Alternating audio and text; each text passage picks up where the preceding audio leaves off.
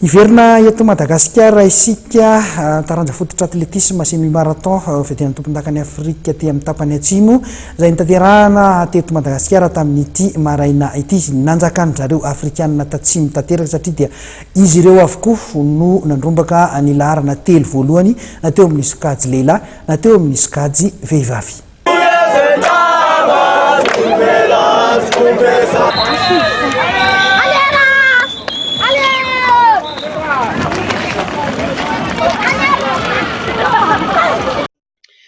Norofondry zareo afrikanina tatsimo avokoa ny medaly volamena teo amin'ny fedinan'ny tompontakany Afrika Aostralia teo amin'ny taranja semi marathon refy 220 faingo 5,700 kilometatra. Ry zareo avokoa no nandrombaka ny laharana telo voalohany teo amin'ny sokajy lehilahy sy ny sokajy vehivavy.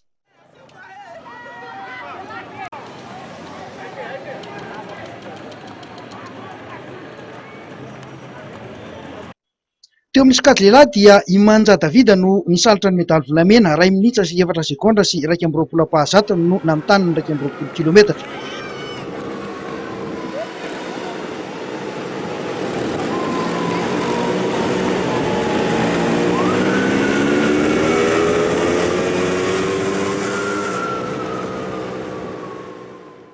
Mbola afrikanina tatsimo Madiba Filomon ihany koa no laharana faharoa 2 minitra sy 4 sekondra sy 7,20 no nasalotra ny medaly volafotsy ary Imembre Joel no laharana fahatelo 2 minitra sy 5 sekondra sy 3,30 ny nahazo ny medaly alimo.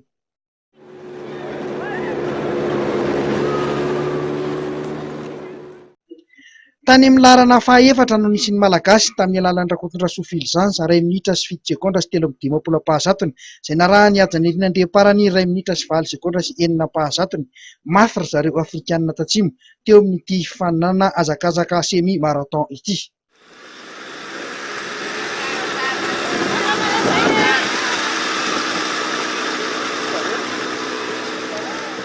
Raha ny fizotry ny azakazaka dia ny fiodonana voalohany tetsy amin'ny arabe ny fahaleovantena ihany no ny fanakaiky ny malagasy sy zareo afrikanina tatsimo.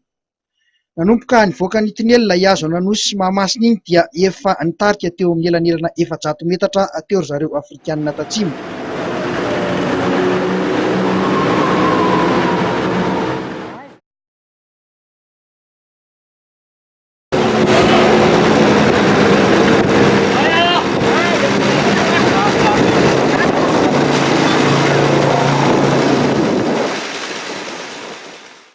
Nanomboka teo dia izy hatrany no nitarika ny azakazaka hatrany amin'ny fahatongavana farany.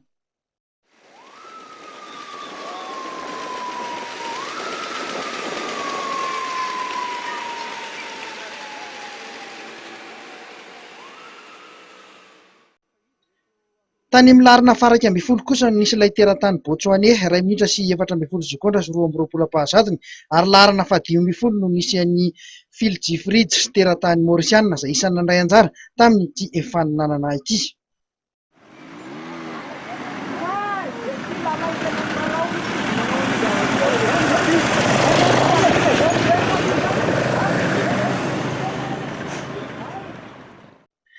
Teo amin'ny sokajy zazavavy dia mbola zareo afrikanina tatsimo ihany koa no nandrombaka ny laharana 4 voalohany tamin'ny alalan'ny Maboma nandrombaka ny medaly volamena 2 minitra sy 2,20 sekondra sy 2,20. Laharana faharoa medaly volafotsy Idlamini 2 minitra sy 2,20 sekondra sy 2,30 ary laharana fahatelo medaly alimo Stipana 2 minitra sy 2,20 sekondra sy 2,50.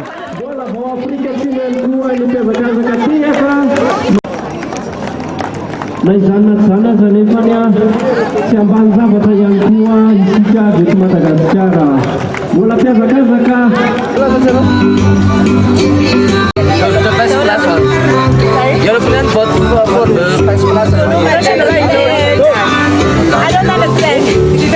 Tany amin'ny laharana fahadimy vao nisy ny malagasy tamin'ny alalan'ny Marina 2 minitra sy 9,20 sekondra sy 7,20 ary laharana fahaenina i Oliva 2 minitra sy 9,20 sekondra sy 4,15.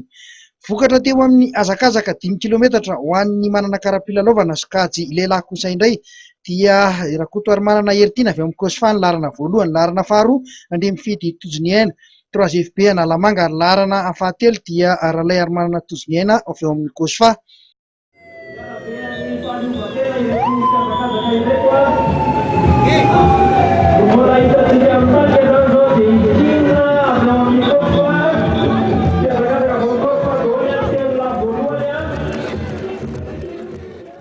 Teo amin'ny sikajazavavy amin'izay manakaram-pilalaovana izay ihany ho an'ny 5 kilometatra dia Ramiandro Sombolatina avy amin'ny Knaps ny larina voalohany ary Rakotoson Ravaka avy amin'ny 3e FNS ny faharoa ary Rasoanandrasana Anatolia ny avy eo amin'ny Knaps.